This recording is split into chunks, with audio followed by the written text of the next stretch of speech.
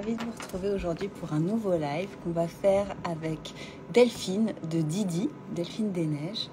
Je vais déjà essayer de l'inviter. C'est sur le postpartum. Attends, Delphine, si tu m'entends, je t'envoie une invitation. Alors, faut que j'y arrive. Voilà.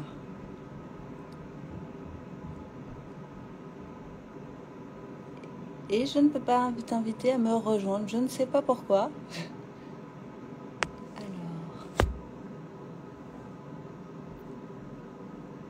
Est-ce que tu me reçois? Est-ce que tu es là? Désolée pour c'est toujours la même histoire avec Instagram au début des lives. C'est qu'en fait on cherche désespérément à se connecter. Alors je réessaye.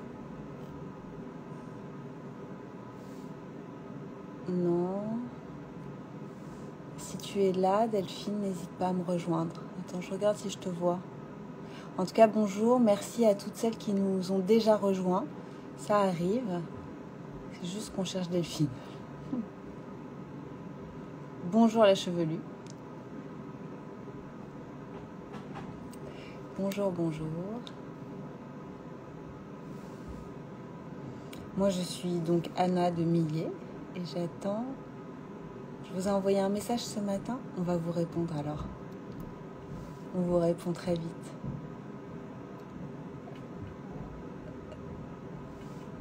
Donc, est-ce que vous m'entendez? Parce que je suis en train de me demander si ça fonctionne.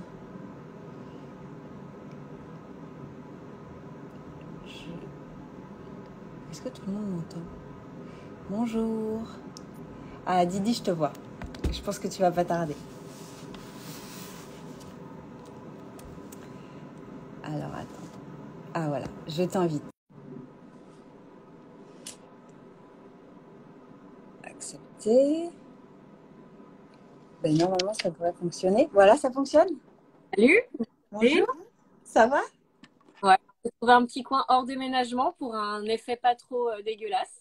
Oui, merci infiniment. Je sais que tu es débordée en ce moment. Plaisir. Merci beaucoup. Et je suis ravie de te recevoir aujourd'hui.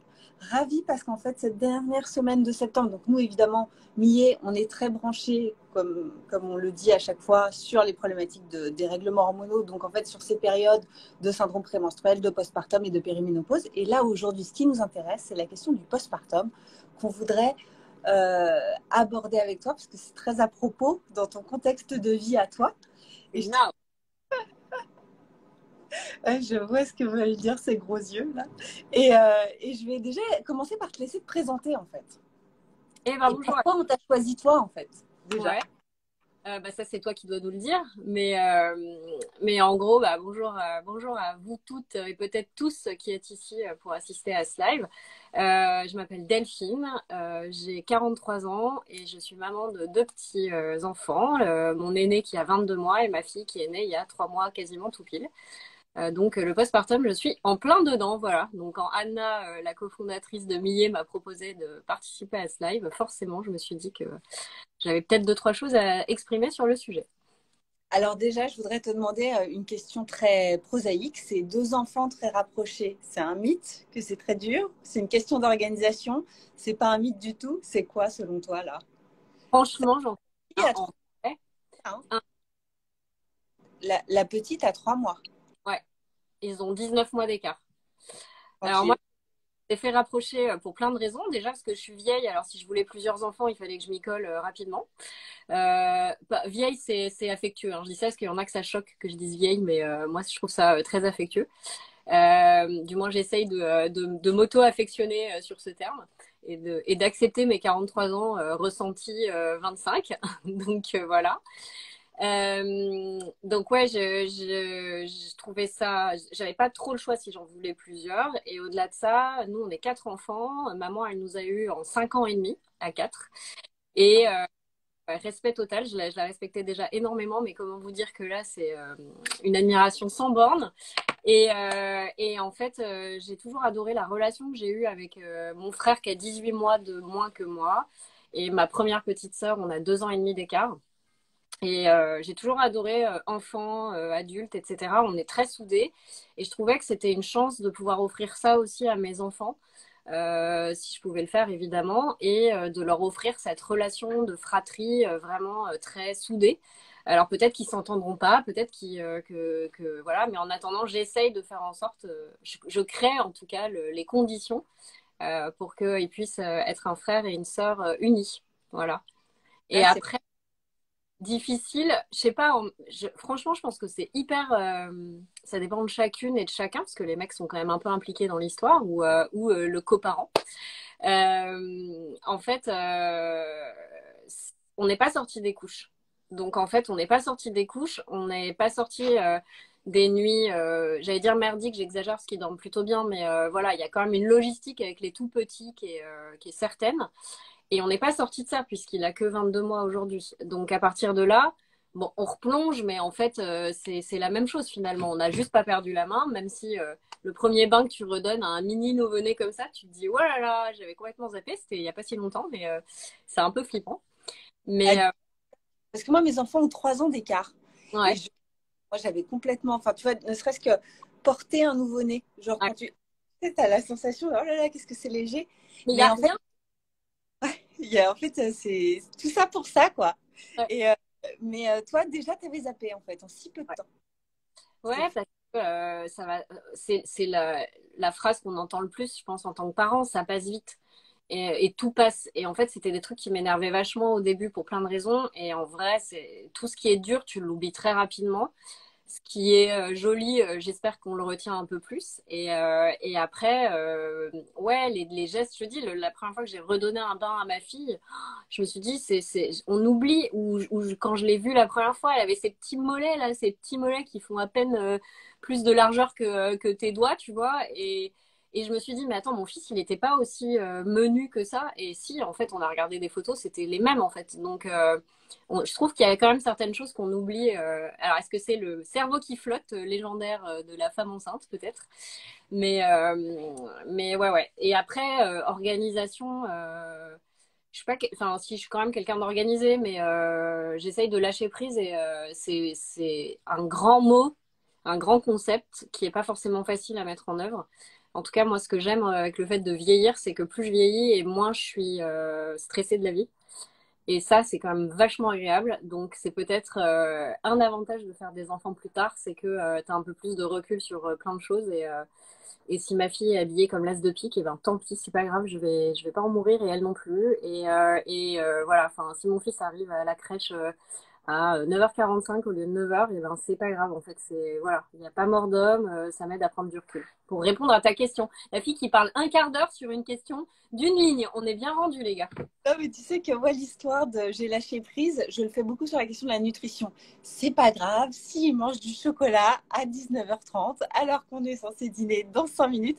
Et tu vois, il y a un moment où tu sais plus si tu as le droit de dire que c'est du lâcher prise et que tant mieux parce que tu n'es pas stressé, ou si c'est vraiment juste que tu es au bout du scotch et que tu fais juste ce que tu peux pour survivre et que s'il faut, ça passe par le chocolat, tu donnes du chocolat. Tu vois ce que je veux dire? Peut-être un peu des deux, hein. Comme, Tout à comme héros cet été, tu vois, où mon fils il dînait d'olives, de chips et de saucissons, voilà, alors que je fais hyper gaffe justement à son alimentation. Et au bout d'un moment, pareil, t'es au bout du scotch, t'es fatigué, t'as pas envie de lutter, et tu te dis, bah c'est pas parce que son dîner exceptionnellement ce sera ça que ça va être un drame pour lui sur le long terme, quoi. Mais effectivement, il y a mi lâcher prise, mi bout du rouleau, laisse tomber, c'est pas grave. Voilà. Et alors, attends, je vais revenir à nos moutons quand même et sur la question du postpartum en spécifique. Est-ce Ouais. que, donc, la période qu'on appelle le postpartum, qui est juste après l'accouchement, qui dure quelques semaines et que chaque femme ressent de façon assez différente, sachant qu'on estime à 70% le nombre de femmes qui vont avoir des symptômes et notamment un syndrome un peu dépressif pendant quelques temps où en fait elles sont un peu tristes, elles se sentent vulnérables, c'est plus compliqué que d'habitude. Est-ce que toi, c'est un moment que tu avais en tête? Est-ce que tu le redoutais? Est-ce que tu te disais de toute façon, ça passera pas par moi? Enfin, comment t'as appréhendé cette période-là? Est-ce que déjà tu l'as appréhendée en fait? Je l'ai pas appréhendé parce que je trouve que c'est quelque chose dont on parle peu, ou alors je me suis pas assez renseignée peut-être, mais c'est pas un sujet qui est. Alors ça commence, je trouve qu'on voit de plus en plus de choses sur le sujet, mais globalement c'est pas quelque chose sur lequel j'avais été alertée ou qui avait piqué mon attention. Je trouve que c'est hyper difficile parce que c'est exactement ce que tu décris. Tu es aux prises avec plein de sentiments contradictoires et tu es fatigué. C'est un changement de vie radical. Alors, je trouve que c'est plus dur pour le premier que pour le deuxième, parce que le premier, c'est une révolution. Le deuxième, c'est aussi une révolution, mais un peu moins vénère, parce que, encore une fois, tu as déjà connu ça, donc il y a des choses sur lesquelles tu te connais plus, tu sais plus anticiper, ou tu lâches prise, encore une fois, slash BDR, donc c'est pas grave. Mais ouais, non, en fait, je sais pas si on peut être prête pour ça. Je sais pas si, tant que tu le vis pas, tu peux anticiper en fait la manière dont tu vas réagir. Tu peux jamais te préparer à ce tsunami d'émotions contradictoires parce que tu vois, moi mes enfants je les ai eu tard, je les ai voulus longtemps, j'ai mis plus de 10 ans pour les avoir, donc on peut dire que voilà, en tout cas j'étais hyper heureuse tu vois d'arriver à avoir mon fils déjà et puis ensuite ma fille. Et malgré tout, il y a plein de fois où tu sais, moi ce qui m'a le plus pesé par exemple, c'est mon quotidien où j'ai plus de temps du tout pour moi ou en tout cas tu vois, le quart d'heure que je veux prendre pour manger, ou peut-être même les 10 minutes, il faut que je l'anticipe, et il faut que je le cale en fonction des biberons, en fonction des pleurs, et elle a bu, elle pleure encore, mais pourquoi? Et j'ai un sentiment un peu d'énervement, d'impatience, et je m'en veux d'avoir ces sentiments-là, parce que je me dis, bah, ma vieille, quand même, tu les as bien voulu, ces enfants, donc maintenant, tu vois, enfin, assume, et pourquoi tu te plains, en fait? Et à la fois, tu te dis, ben ouais, mais c'est pas parce que tu as mis 10 ans à les avoir que tu dois trouver tout merveilleux dans le monde de Mickey. Donc voilà, je trouve que peut-être que moi c'est spécifique avec toutes les femmes et tous les couples qui ont eu du mal à avoir des enfants. Mais c'est vrai que j'étais tellement dans la béatitude. Pardon, je t'interromps, Delphine. Tu penses que le fait d'avoir mis longtemps, ça peut t'exempter de ce passage un peu down juste après la naissance? Je pense que ça t'exempte pas. Au contraire, je pense que ça décuple tous les sentiments que tu peux avoir. Ça décuple la joie parce que tu sais bien que c'est pas un acquis et que du coup, tu es super content d'y arriver. Et je pense que ça décuple aussi la culpabilité. CF, encore une fois, je suis fatiguée. J'aimerais avoir 10 minutes pour moi, même 1 heure devant moi pour juste sortir de chez moi, en fait, sans que ce soit, tu vois, compliqué. Et à la fois, tu vois, il y a le côté un peu pervers, genre, je peux pas me plaindre décemment, sachant comme j'ai attendu ces enfants, tu vois. Donc, peut-être que tous les couples, je sais pas, ce serait intéressant. Je te laisse faire l'étude et les prochains lives autour de ce sujet si ça t'intéresse, mais ça serait intéressant ouais, de savoir si tous les parents qui ont été confrontés à une parentalité longue dans l'attente vivent le postpartum de manière plus facile ou plus difficile. Pour moi, j'ai l'impression que c'est plus difficile. Parce qu'encore une fois, non seulement je m'étais pas renseignée sur cette période particulière, on m'avait bien parlé du mois d'or, j'ai des copines qui m'avaient fait acheter le fameux livre que tu peux lire, que je n'ai pas lu bien sûr, parce que je n'ai pas le temps, hein, parce que tout simplement pour bouquiner, il faut quand même un petit peu de temps. Mhm. Mais ouais, donc en tout cas, moi, je trouve que c'est plus difficile en postpartum parce que j'étais pas prête, parce qu'on m'en avait pas forcément beaucoup parlé et parce que peut-être qu'une part de moi aussi a occulté, tu vois, en mode, je suis tellement. En plus, j'ai eu des grossesses géniales, hyper faciles, donc il y a un côté aussi, voilà, bah, c'est tellement formidable ce que je vis. La confrontation peut-être avec la réalité peut être d'autant plus difficile. Et alors, attends, je vais revenir sur des sujets assez banals. La première chose, c'est ce fameux postpartum qui peut être décuplé, etc. C'était quoi, ou c'est quoi, si tu estimes que tu es toujours dedans, les symptômes? Qu'est-ce que tu as ressenti précisément? Franchement, beaucoup de culpabilité. Là, tu vois, je suis en plein déménagement. Donc, ça fait depuis le 31 août que je suis dans les cartons. Que ma maman géniale est là pour m'aider pour garder la petite. Parce que mon fils va en crèche, mais ma fille, elle avait 2 mois et demi là quand on a commencé les cartons. Et ben là, je suis coupable. Parce que tu vois, je me dis, elle n'a pas eu le même début de vie que son frère. Alors, en plus, on était en confinement. Donc, on était en huis clos, huitième merveille du monde, d'où le surnom Jésus. Les parents gaga, tu vois, le truc très très rassurant pour nous en tout cas tu vois je sais pas comment lui il a vécu on le saura jamais mais en tout cas nous tu vois c'était vraiment un moment hors du temps qui était très doux très calme il y avait beaucoup moins de frénésie même si tu vois il est de novembre 2020 donc il est né pile pendant le deuxième je crois confinement Ouais, euh, c'est bah, parfait. Voilà. Donc, et puis c'était l'hiver. Donc les bébés d'hiver, en tout cas, moi je vois mon fils quand je le sortais, je l'emmitouflais. Enfin, tu vois, il y avait un côté genre dehors c'est dangereux, compliqué. Donc je l'ai beaucoup gardé à la maison. Ma fille, c'est un bébé d'été, elle est du 15 juin. Donc déjà, il y a la saisonnalité qui se joue. Ensuite, on n'est plus du tout confiné, même si le Covid court toujours, il paraît. Mais voilà, donc tu vois, déjà, je trouve qu'il y a une temporalité qui est pas la même. Ensuite, sur ce côté carton et déménagement, je culpabilise parce que je me dis, donc, je lui accorde pas la même attention que j'ai accordée à son frère. Et tu vois, je me dis, est-ce que c'est parce que je m'habitue au fait que maintenant, je suis maman de 2 enfants, ce qui est incroyable et quelque part c'est pas juste pour elle, tu vois, parce que j'essaye je ressens pas du tout moins d'amour ou plus d'amour, pour faire écho à un fameux podcast qui a fait du bruit la semaine dernière, mais ouais, j'ai l'impression de pas lui offrir le même départ en fait qu'à son frère, et ça me génère de la culpabilité et un peu de tristesse, pour être honnête. Après, je me dis, voilà, je la laisse pas toute la journée pleurer au bras d'une inconnue. Elle est avec ma maman qui s'occupe hyper bien d'elle. Moi, je suis quand même là en filigrane parce que globalement, ma mère est chez moi et moi, je suis chez moi pour faire les cartons. Donc, comme on n'est que dans un 2 pièces, ça va. On se perd pas trop de vue. A priori, je suis pas trop loin. Mais bon, bah, les 3-4 biberons qu'elle va prendre sur une journée, moi j'en donne un, voire pas du tout si le papa il prend le relais le soir, tu vois. Donc ouais, j'ai un peu de culpabilité. Je vis ça en ce moment, tu vois. J'ai un peu de culpabilité par rapport à ça, par rapport au fait que on lui colle dans les dents un déménagement aussi. On va dans une maison transitoire avant de rejoindre notre propre maison. Donc il y a ça aussi, tu vois. Tu te dis c'est pas cool pour elle. Elle a un début de vie un peu speed, quoi. Donc c'est plus ça que je ressens. Et pour mon fils, j'avais pas trop de.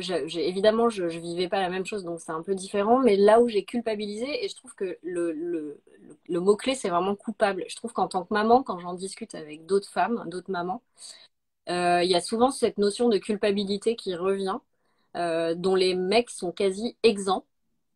Voilà. Pourquoi? Hein? Parce que les mecs ou alors les coparents, je sais pas, j'ai jamais parlé avec des femmes en couple, par exemple, pour savoir si les deux mamans, celle qui l'avait porté et celle qui l'avait pas porté, ressentaient peut-être cette ambivalence de sentiments. Je sais pas, ce serait intéressant de savoir aussi. En tout cas, je sais que tous les mecs à qui j'ai pu en parler ne ressentent quasiment jamais, voire jamais, tout court, cette culpabilité que je peux ressentir et que d'autres femmes, d'autres copines ont exprimé aussi de leur côté. Donc voilà, j'ai l'impression, tu vois, qu'on on veut toujours évidemment tous le meilleur pour nos enfants.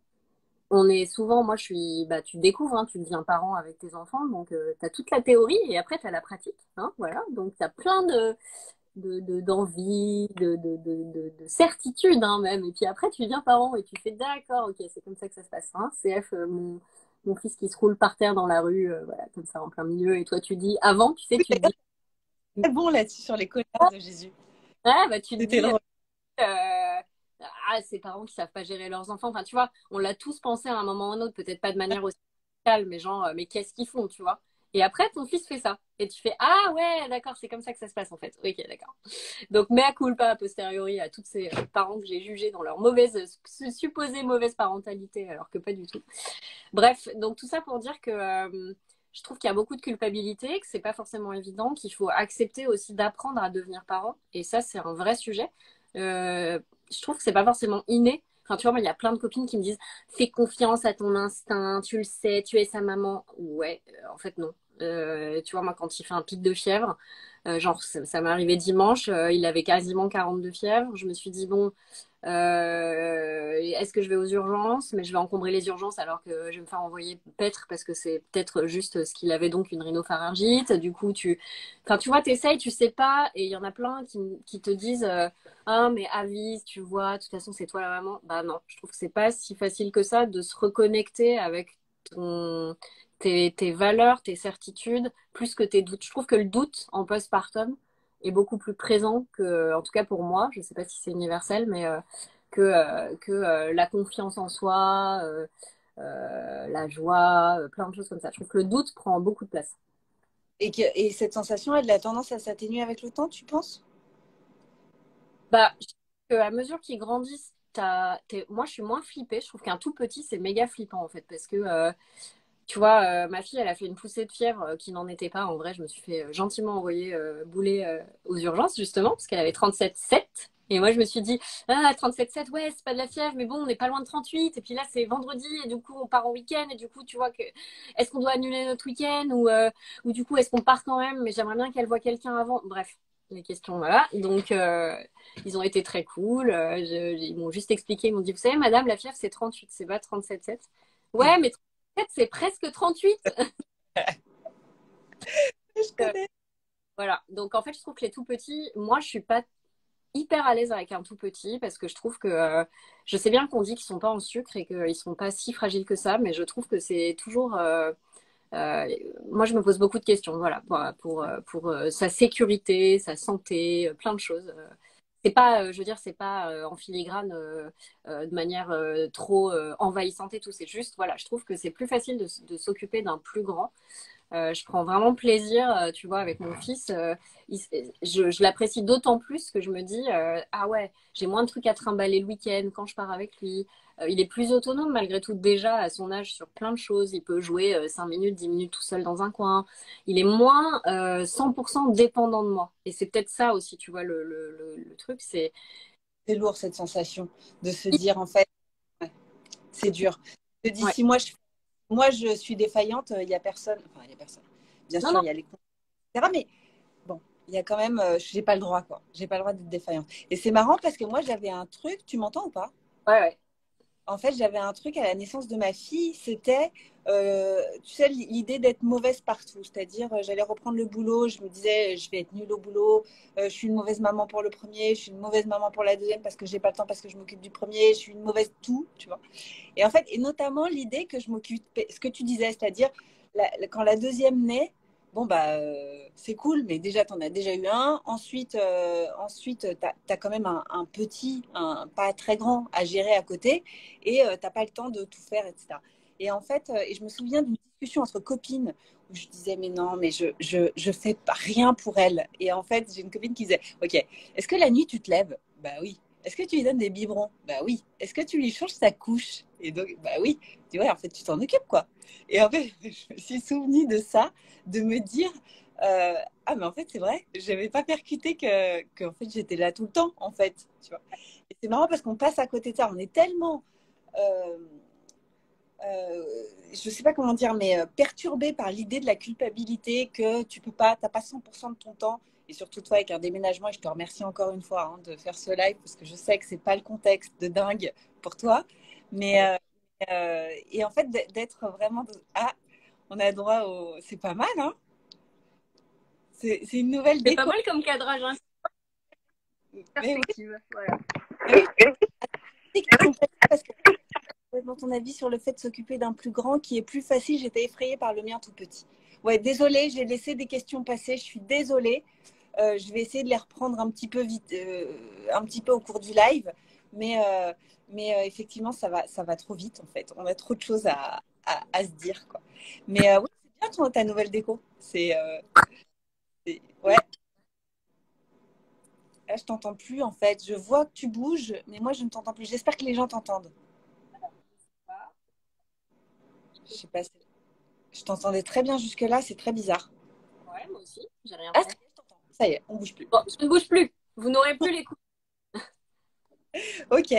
Et alors, j'ai une autre question sur la question de se sentir en dessous de tout, la question de cette responsabilité qui est terrible, et notamment avec un tout petit, etc. C'est qu'est-ce qui aide dans ces cas-là? Qu'est-ce qui vient te amoindrir ta charge, quoi?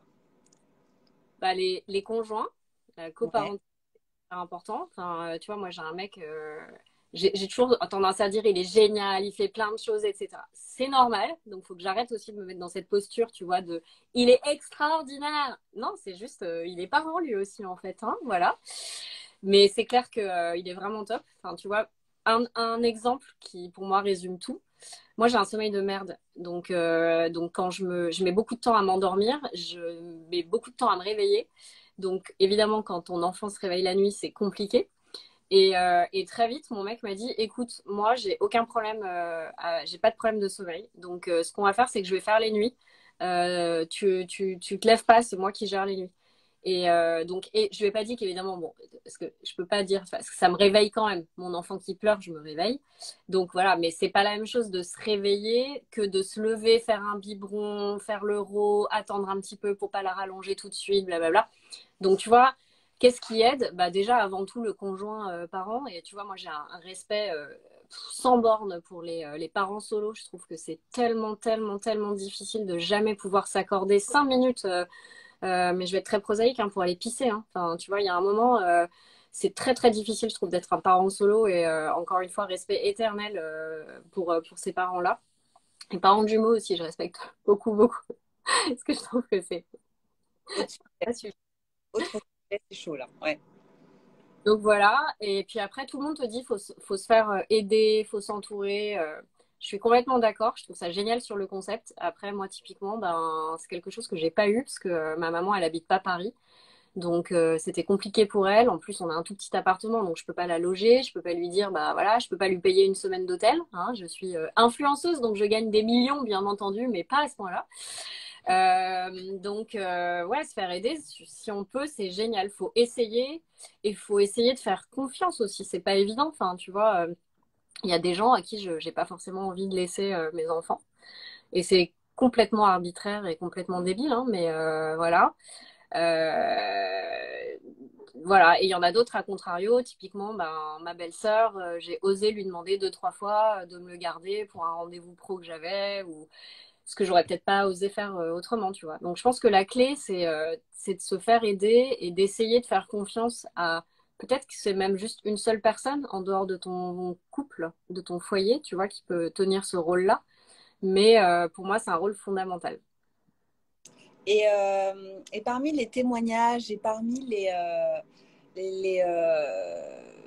le fait de partager son expérience, le fait d'être influenceuse, justement, tu le disais, et que j'imagine qu'il y a plein de gens qui ont dû te contacter, qui ont dû te raconter aussi leur cas, etc. Comment est-ce que le partage d'expérience, ça fait que c'est moins grave? Ça relativise, en fait, ça dédramatise des sujets qui paraissent insurmontables. Alors, moi, je ressens pas ça et je vais pas sur les réseaux pour ça, même si je suis forcée de constater qu'on échange beaucoup avec pas mal d'abonnés et ça, finalement, ça aide. Ce que je constate en revanche, c'est que tu vois, quand je partage, par exemple, une série de photos de colère de mon fils en disant, voilà, Ouais. en disant faut pas, enfin sur Instagram aussi derrière les photos de petits enfants parfaits qui posent. Moi je sais pas comment font, c'est pas une critique, au contraire c'est plutôt de l'admiration. Je sais pas comment font ces comptes de maman, tu sais, où les enfants ils sont tous nickel, ils sont hyper bien habillés, il y a pas une tache sur leurs vêtements. Moi mon fils je lui change de tenue 3 fois par jour le week-end parce que j'ai beau lui mettre un bavoir intégral, le type se met des épinards juste sur la couche si tu veux. Donc à un moment, voilà, je sais pas comment font ces mamans et chapeau les filles parce que c'est balèze, c'est badass, peut-être même c'est des papas qui font ça, donc bravo les mecs. Mais ouais, en fait, il y a quand même, quand je montre des photos comme ça, il y a vraiment beaucoup beaucoup de réactions. Il y a des gens qui me remercient carrément de me dire bah merci de montrer la réalité de la parentalité. Alors pour moi c'est une des réalités, c'est pas la seule réalité heureusement, hein, sinon on serait tous, la race humaine se serait éteinte et on n'aurait plus d'enfants si c'était que des épinards, des colères, des épinards sur la couche, des colères, des otites et des rhinopharyngites, hein, voilà. Mais voilà en fait oui je pense qu'il y a quand même, ça rassure de se dire ok c'est pas juste mon fils qui est insupportable et que j'arrive pas à gérer. C'est pas moi qui suis forcément une mauvaise maman. C'est une sorte d'universalité sur les enfants qu'il faut accepter parce que ça fait partie de l'enveloppe quoi. C'est être parent, c'est plein de joie, c'est plein de bonheur, c'est plein de trucs géniaux, mais c'est aussi bah voilà, des petites épreuves en fait. Tu sais, j'ai l'impression d'être parfois dans un jeu vidéo et alors tac, ouais, t'as un petit obstacle que tu dois contourner, hop, et puis voilà, tu continues et hop, entre-temps, tu gagnes un câlin, tu gagnes un maman, tout ça. Donc tac, ça te remet un petit peu de baume au cœur et t'y retournes, machin. Voilà, c'est des hauts et des bas, c'est la vie en vrai, tu vois. Mais c'est vrai que je trouve qu'on a tendance un peu à idéaliser, tu vois, la parentalité et la maternité en particulier.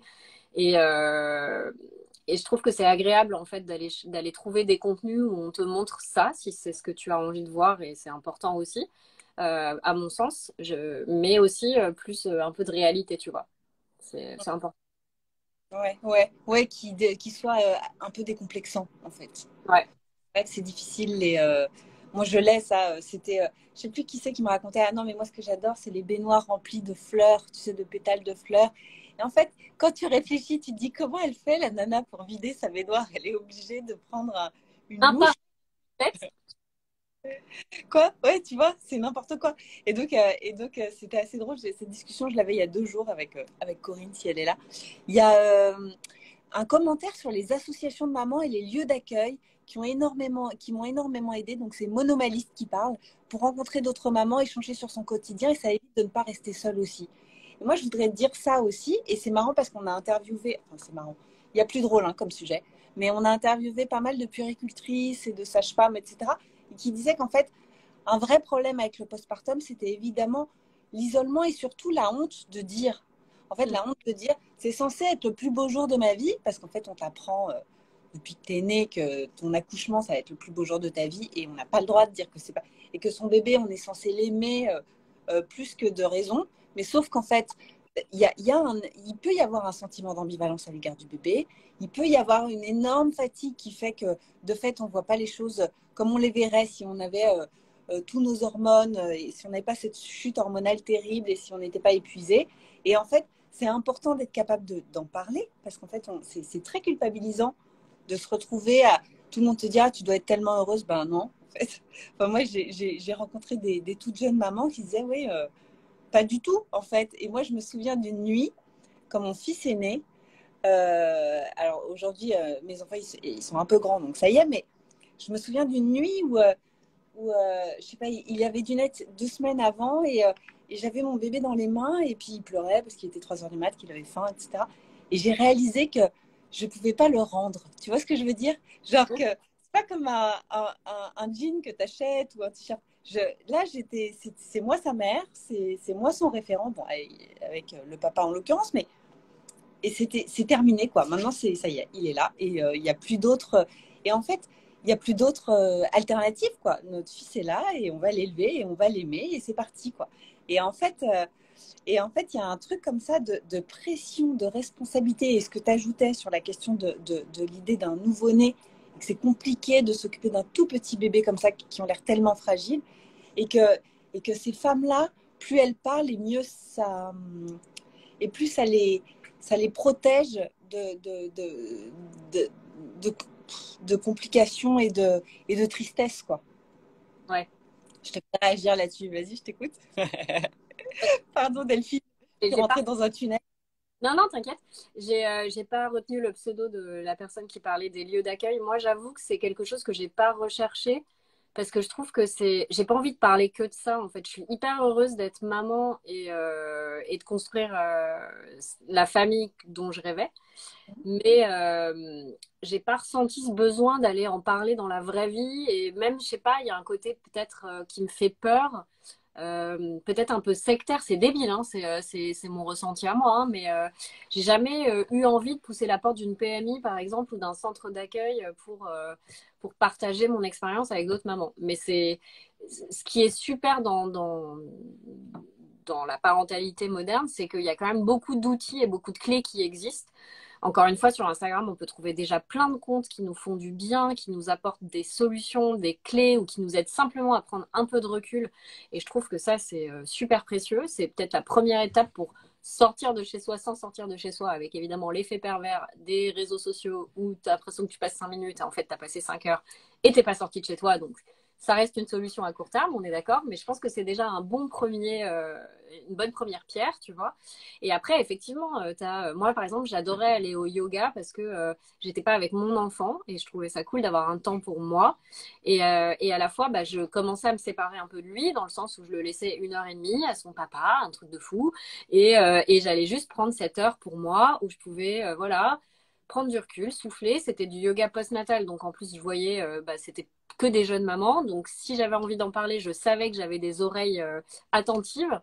Voilà. Après, moi, il y a un aspect que j'aime pas trop entre jeunes mamans, c'est que tu sais, il y a un côté.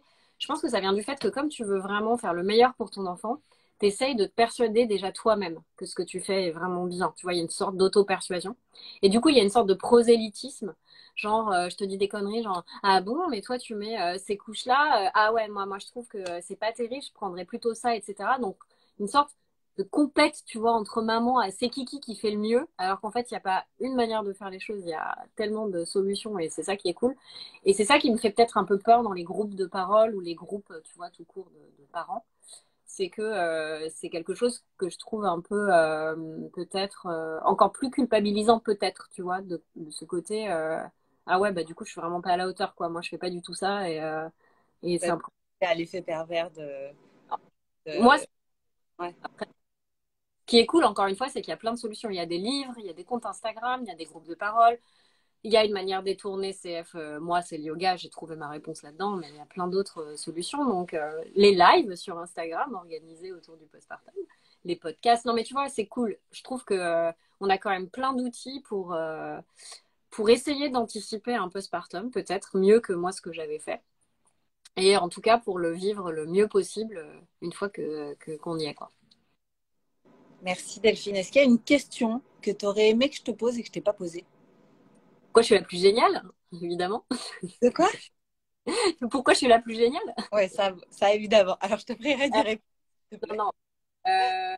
Non, je trouve ça hyper important d'adresser ce sujet parce que c'est vrai que c'est relativement nouveau et pour moi, ça participe d'un phénomène de libération de la parole au sens large sur tellement de sujets qui a commencé avec l'ère MeToo. Et je trouve que c'est fondamental parce que il y en a qui vont parler d'étalage. Je trouve que la génération d'au-dessus, moi par exemple, ma belle-mère ou d'autres personnes de son âge, donc qui sont nées à la fin des années 40, dans les années 50 jusqu'aux années 60, il y a une vraie fracture en fait. On comprend pas ce qu'on fait sur Internet. Il y en a, ils pensent que je raconte ma vie sur Internet, que je suis impudique, etc. Et peut-être qu'il y a une forme d'impudeur, de voyeurisme de l'autre côté quand on consulte nous-mêmes les comptes voilà, auxquels on est attaché. Mais je trouve que c'est génial parce que de toute façon, c'est ce que les gens ne comprennent pas toujours de cette génération. En tout cas, c'est que c'est un jeu qui est très théâtralisé et qu'on montre évidemment ce qu'on a envie de montrer. Et au-delà de ça, surtout, on peut trouver ce qu'on a envie de trouver, tout simplement. Et moi, je souligne typiquement sur le sujet des réseaux sociaux. Il faut suivre des comptes qui nous font du bien, qui nous inspirent. Moi, j'ai pas envie de fermer Instagram et d'avoir 50 idées shopping à la seconde. J'ai pas envie de fermer Instagram et de me dire, bah, je suis une mauvaise mère. J'ai pas envie de fermer Instagram et de me dire, ça craint, ma fille, je l'ai juste habillée avec un body et un vieux legging de merde. Je suis pas une bonne mère ou tu vois, ou je suis pas la mère que j'aimerais être. Donc voilà, c'est aujourd'hui, il y a de la place pour tout le monde. Il y a plein de comptes géniaux. Et tu vois, je trouve que c'est intéressant aussi qu'une marque comme Millet adresse ce sujet-là parce que c'est pas voilà, c'est une marque. Vous offrez des produits qui, soit dit en passant, sont plutôt cool. Mais voilà, on n'est pas là. J'ai pas été payée les gars pour vous dire ça, mais mais je trouve ça bien que les marques aussi adressent ces sujets-là et organisent comme tu le fais, voilà, ces lives pour essayer de voilà, de libérer toutes les paroles et de faire en sorte que voilà, tu puisses trouver des réponses aussi sur Instagram. Donc voilà, peut-être le mot de la fin. Merci infiniment. Et puis, bon courage pour tes cartons. Bon courage pour son déménagement. Et puis, toutes mes amitiés à ta mère. Ouais, je lui transmets. Elle a des consignes très strictes. Elle n'a pas le droit de passer le cap de cette porte. Alors, on va la libérer, je pense. Ouais, mais surtout qu'elle va chez le dentiste, la pauvre. Donc elle se fait plaisir, tu vois. Genre, carton, dentiste, changeage de couche. Allez. Cool. Bon déménagement et merci encore une fois d'avoir accepté ce live. Bah, merci à toi, Anna, et merci à tous de nous avoir suivis. C'était très cool. Merci. Bonne journée. Au revoir. Attends, faut que j'éteigne maintenant.